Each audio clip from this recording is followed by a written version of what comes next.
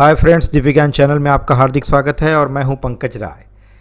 आज मैं पीजीटी का एग्ज़ाम देने वाले सारे अभ्यर्थियों के लिए Hindi practice paper set number 14 लेकर के आया हूं। और जैसा कि मैंने आप सभी से ये प्रॉमिस किया था कि अब जो आगे श्रृंखला आएगी, यानी कि हिंदी प्रैक्टिस पेपर 13 के बाद की जो भी पेपर सेट आएंगे उसमें 40 प्रश्नों का संग्रह होगा। तो मैं अपने वादे के मुताबिक आज आप सभी के लिए 40 प्रश्नों की श्रृंखला लेकर के आया हूं। चलिए देखते हैं उसका पहला प्रश्न। पहला प्रश्न है, हिंदी कहानी का विकास कब से मानना उचित है। तो हिंदी कहानी का जो विकास है इसको 1900 ईस्वी से माना जाता है। ऑप्शन डी सही है। इनमें से किसे हिंदी की पहली कहानी माना जाता है। दूसरा प्रश्न है, हिंदी की पहली कहानी किसे माना जाता है। ऑप्शन सी सही है, इंदुमती को हिंदी की पहली कहानी माना जाता है। तीसरा प्रश्न है, इंदुमती कहानी के लेखक कौन हैं। इंदुमती कहानी के लेखक हैं, तीसरे का ऑप्शन ए सही है, किशोरीलाल गोस्वामी जी। चौथा प्रश्न देखते हैं मित्रों, इनमें से किस आलोचक ने इंदुमती को हिंदी की पहली कहानी माना है। किस आलोचक ने इंदुमती को हिंदी की पहली कहानी माना है।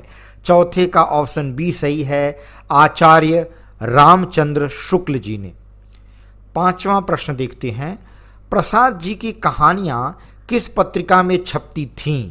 प्रसाद यानी जयशंकर प्रसाद जी की। जयशंकर प्रसाद की कहानियां इंदु पत्रिका में छपती थीं। ऑप्शन सी सही है। छठवां प्रश्न देखते हैं, चंद्रधर शर्मा गुलेरी जी ने कुल कितनी कहानियां लिखी हैं। प्रश्न संख्या 6 का ऑप्शन डी सही है, उन्होंने कुल 3 कहानियां लिखी हैं। सातवां प्रश्न देखते हैं, प्रेमचंद्र पूर्व यानी प्रेमचंद्र के पूर्व हिंदी कहानियों में सर्वश्रेष्ठ कहानी कौन सी है। अब देख लीजिए, सातवें का ऑप्शन सी सही है, उसने कहा था। एक कहानी का नाम है, ऑप्शन सी सही है। प्रश्न संख्या 8, प्रेमचंद्र का कौन सा कहानी संग्रह अंग्रेज सरकार ने जब्त कर लिया था। मैं एक बार फिर से प्रश्न रिपीट कर रहा हूं, बहुत ही महत्वपूर्ण प्रश्न है। प्रेमचंद्र का कौन सा कहानी संग्रह अंग्रेज सरकार ने जब्त कर लिया था। आठवें का ऑप्शन ए सही है, सीजे वतन। मैं यहाँ बताना चाहूँगा कि प्रेमचंद्र जी पहले जो है अपनी कहानियाँ उर्दू में लिखा करते थे, उनकी रचनाएं उर्दू में हुआ करती थीं। बाद में उन्होंने हिंदी में लिखना चालू किया था। प्रश्न संख्या 9 देखते हैं, प्रेमचंद्र की पहली हिंदी कहानी का क्या नाम था। प्रेमचंद्र की पहली हिंदी कहानी का नाम था पंच परमेश्वर। पंच परमेश्वर प्रेमचंद्र जी की पहली हिंदी कहानी थी। 10वां प्रश्न, प्रेमचंद्र की अंतिम कहानी कौन सी मानी जाती है। पहली कहानी तो आपने देखा पंच परमेश्वर, अब पूछा जा रहा है कि अंतिम कहानी कौन सी मानी जाती है। प्रेमचंद्र की अंतिम कहानी है कफन। कफन कहानी बड़ी ही मार्मिक कहानी है, जिसमें उन्होंने घीसू और माधव, एक पिता और पुत्र की बीच जो लालच बस गई है, उस लालच को दिखाया है कि किस तरह से वे लोग अपनी लालच के कारण घर में बहू जो कि प्रसव पीड़ा से परेशान है वो मर जाती है खाट पर, और ये सभी कफन के नाम पर लोगों से प्राप्त किए हुए चंदे को ले जा कर के बाज़ार में खर्च करते हैं और मछली और शराब पी करके गाना गाते हुए आते हैं। तो ये कफन कहानी बड़ी ही मार्मिक कहानी है और ये उनकी अंतिम कहानी है। 11वां प्रश्न देखते हैं, हिंदी का पहला उपन्यासकार इनमें से कौन सा माना जाता है। 11वें का ऑप्शन सी सही है, लाला श्रीनिवास दास को हिंदी का पहला उपन्यासकार माना जाता है। 12वां प्रश्न देखते हैं मित्रों, हिंदी का पहला उपन्यास किसे माना जाता है। उपन्यासकार तो लाला श्रीनिवास दास को माना जाता है, अब उपन्यास पूछा जा रहा है, तो इसका ऑप्शन ए सही है, परीक्षा गुरु। यानी कि लाला श्रीनिवास दास जी ने क्या लिखा था, परीक्षा गुरु। तो लाला श्रीनिवास दास जी पहले उपन्यासकार और पहला उपन्यास परीक्षा गुरु। 13वां प्रश्न देख लीजिए, जासूसी उपन्यासों का हिंदी में श्री गणेश करने का श्रेय किस उपन्यासकार को दिया जाता है? 13वें का ऑप्शन बी सही है, गोपाल राम गहमरी को। 14वें प्रश्न पर आते हैं मित्रों। प्रेमचंद्र के पूर्व लिखे गए हिंदी उपन्यासों का मूल उद्देश्य क्या है? प्रेमचंद्र के पूर्व लिखे गए हिंदी उपन्यासों का मूल उद्देश्य पूछा जा रहा है। तो 14वें का ए ऑप्शन सही है, मनोरंजन एवं सुधार। 15वां प्रश्न, गोदान का प्रकाशन वर्ष क्या है? गोदान प्रेमचंद्र का प्रसिद्ध उपन्यास है और इस उपन्यास को लिखने के बाद, गोदान को लिखने के बाद प्रेमचंद्र जी को उपन्यास सम्राट कहा जाता है। इसका प्रकाशन वर्ष क्या है, ये पूछा जा रहा है प्रश्न। इसका ऑप्शन सी सही है, 1935 ईस्वी इसका प्रकाशन वर्ष था। 16वां प्रश्न, इनमें से कौन सा उपन्यास प्रेमचंद्र का नहीं है? प्रेमचंद्र का उपन्यास कौन सा नहीं है? तो देख लीजिए, 16वें का ऑप्शन डी सही है, आदर्श हिंदू, क्योंकि सेवा सदन, कायाकल्प, प्रेमाश्रम, गोदान, गबन, निर्मला, रंगभूमि, कर्मभूमि, ये सब उनके उपन्यास रहे हैं। आदर्श हिंदू उनका उपन्यास नहीं है। 17वां प्रश्न, प्रेमचंद्र के उस उपन्यास का नाम बताइए जिसे महाकाव्य की संज्ञा दी गई है। 17वां प्रश्न का ऑप्शन डी सही है, गोदान। गोदान को महाकाव्य की संज्ञा दी गई है। 18वां प्रश्न, प्रसाद यानी जयशंकर प्रसाद द्वारा रचित अधूरा उपन्यास कौन सा है? जयशंकर प्रसाद जी द्वारा रचित अधूरा उपन्यास है ऑप्शन सी, इरावती। 19वां प्रश्न देखते हैं मित्रों। प्रेमचंद्र का वेश्या समस्या से संबंधित उपन्यास कौन सा है? ये बड़ा ही नया और अद्भुत प्रश्न है कि प्रेमचंद्र जी का वेश्या समस्या से संबंधित उपन्यास कौन सा है? तो पहला वाला है सेवा सदन। 20वां प्रश्न, अबला जीवन हाय तुम्हारी यही कहानी, आंचल में है दूध और आंखों में पानी, ये पंक्तियां किस काव्य कृति की हैं? तो 20वां का ऑप्शन बी सही है, यशोधरा की। 21वां प्रश्न देखते हैं मित्रों। खड़ी बोली हिंदी को काव्य भाषा के रूप में प्रतिष्ठित करने का श्रेय किसे दिया जाता है? काव्य भाषा के रूप में प्रतिष्ठित, उसके पहले वो गद्य भाषा के रूप में रही होगी, लेकिन काव्य भाषा के रूप में प्रतिष्ठित करने का श्रेय पूछा जा रहा है।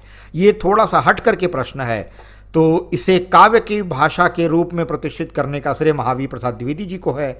ऑप्शन डी सही है। 22वां प्रश्न, हल्दी घाटी नामक प्रबंध काव्य के रचयिता कवि का नाम बताइए। हल्दी घाटी नामक प्रबंध काव्य के रचयिता कवि का नाम क्या है? आप भी जरा दिमाग लगा लीजिए।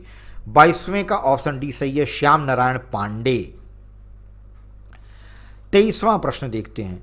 नारी तुम केवल श्रद्धा हो, किस पंक्ति किस छायावादी कवि की है? ये जो पंक्ति है, नारी तुम केवल श्रद्धा हो, अक्सर जब नारियों या महिलाओं के ऊपर कोई भाषण दिया जाता है तो उसमें अक्सर वक्ता लोग इस पंक्ति का प्रयोग करते हैं। अब आप भी सोच करके बताइए कि वह किस छायावादी कवि की पंक्ति है ये। तो मित्रों, मैं बताना चाहूँगा 23वें का ऑप्शन बी सही है, जयशंकर प्रसाद की। नारी तुम केवल श्रद्धा हो, जयशंकर प्रसाद जी ने कहा है। आगे देखिए 24वां प्रश्न, छायावाद की समय सीमा क्या मानी गई है? आप भी अगर जानते होंगे तो गैस कर लीजिए, 4 ऑप्शन में से कौन सा ऑप्शन सही है। 24वें का ऑप्शन सी सही है, 1918 से 1936 ईस्वी तक। 25वां प्रश्न है, जयशंकर प्रसाद की अंतिम कृति इनमें से कौन सी है? ये सब बहुत अच्छे प्रश्नों का संग्रह मैंने किया है, बड़े ही इम्पॉर्टेंट और छांट करके आपके लिए प्रश्न श्रृंखला मैंने बनाई है। मुझे उम्मीद है कि आप इसे ज़्यादा से ज़्यादा पसंद करेंगे, लाइक करेंगे। अगर लाइक नहीं किया है तो अभी दबा लीजिए बटन। 25वां प्रश्न, जयशंकर प्रसाद की अंतिम कृति इनमें से कौन सी है? 25वें का ऑप्शन डी सही है, कामायनी उनकी अंतिम कृति है। और इसी से संबंधित दूसरा प्रश्न है 26वां, कामायनी में कुल कितने सर्ग हैं? तो कामायनी में कुल 15 सर्ग हैं। आशा है, चिंता है, ये सब उसी के सर्ग हैं। और उन्होंने लिखा भी है कि हिमगिर के उत्तुंग शिखर पर और हिमगिर के उत्तुंग शिखर पर बैठ शिला की शीतल छां, एक पुरुष भीगे नैनों से देख रहा था प्रलय प्रवाह, ऊपर हिम था नीचे जल था, एक तरल था एक सघन, एक तत्व की ही प्रधानता कहो उसे जड़ या चेतन। ये सब कामायनी का ही मैंने पार्ट, थोड़ा सा कुछ पंक्तियाँ मैंने आपके सामने बताई जो मैंने काफ़ी सालों पहले पढ़ी थी। 27वां प्रश्न, कामायनी का प्रकाशन कब हुआ? कामायनी का प्रकाशन हुआ था 1935 ईस्वी में, ऑप्शन बी सही है। 28वां प्रश्न है, प्रसाद के उस काव्य ग्रंथ का नाम बताइए जिसकी रचना पहले ब्रजभाषा में की गई थी किंतु बाद में उसे खड़ी बोली में रूपांतरित कर दिया गया। 28वें का ऑप्शन बी सही है, प्रेम पथिक। 29वां प्रश्न है मित्रों कि प्रसाद द्वारा रचित विरह काव्य कौन सा है? प्रसाद जी द्वारा रचित विरह काव्य है आंसू, तो 29वें का ऑप्शन ए सही है। 30वां है, कामायनी में किस दर्शन की अभिव्यक्ति हुई है? तो कामायनी में शैव दर्शन की अभिव्यक्ति हुई है। 31वां प्रश्न है, अंबर पनघट में डुबो रही तारा घट उषा नागरी, ये पंक्ति किस कवि की है? तो 31वें का ऑप्शन बी सही है, ये भी प्रसाद जी की पंक्ति है। 32वां प्रश्न है, राम की शक्ति पूजा का कथानक प्रतीक रूप में घोषित करता है। प्रतीक रूप में क्या घोषित करता है राम की शक्ति पूजा का कथानक? तो 32वें का ऑप्शन डी सही है, सत्य की असत्य पर विजय घोषित करता है। 33वां प्रश्न, निराला की जूही की कली कविता को किस पत्रिका ने अस्वीकृत कर दिया था? 33वें का ऑप्शन ए सही है, सरस्वती पत्रिका ने उसे अस्वीकृत कर दिया था। 34वां प्रश्न, तोड़ती पत्थर कविता का मूल स्वर क्या है? तोड़ती पत्थर कविता का मूल स्वर है प्रगतिवादी, ऑप्शन बी सही है। 35वां, महाप्राण किस छायावादी कवि के नाम से पहले जुड़ता रहा है? महाप्राण, 35वें का ऑप्शन सी सही है, निराला। 36वां, दिनकर की किस रचना पर ज्ञानपीठ पुरस्कार प्राप्त हुआ था? बहुत ही इंपॉर्टेंट प्रश्न है, 36वें का ऑप्शन डी सही है, उर्वशी। अगला प्रश्न है, प्रसाद की प्रथम छायावादी कृति कौन सी है? तो प्रसाद जी की प्रथम छायावादी कृति है झरना, ऑप्शन ए सही है। 38वां प्रश्न, सत्यार्थ प्रकाश के रचयिता कौन हैं? सत्यार्थ प्रकाश के रचयिता हैं दयानंद सरस्वती, जो आर्य समाज के संस्थापक थे।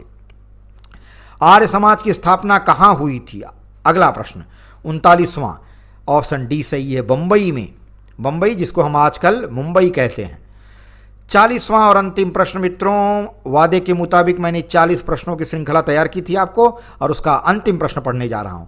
भारतेंदु युग की समय सीमा इनमें से क्या है? आप भी जरा सोच लीजिए, आपने बहुत पढ़ा होगा। आचार्य रामचंद्र शुक्ल की जो पुस्तक है हिंदी साहित्य का इतिहास, उसमें सभी कालों के बारे में वर्णन किया गया है। आपने भी शायद पढ़ा होगा अगर आप एग्ज़ाम देने जा रहे हो भी टीजीटी, पीजीटी और नेट का। तो मैं बताना चाहूँगा, अगर आपको याद ना हो तो इसका ऑप्शन बी सही है, 1857 से 1900 ईस्वी तक भारतेंदु युग की समय सीमा मानी गई है।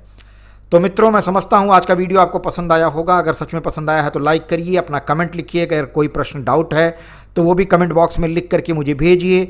अपने दोस्तों, मित्रों, सगे संबंधियों और रिश्तेदारों को वीडियो शेयर करिए ताकि उनको भी हेल्प मिल सके। और अगली वीडियो में इसी तरह से मैं किस और रोचक विषयों के साथ आपके सामने उपस्थित होऊंगा। तब तक के लिए धन्यवाद।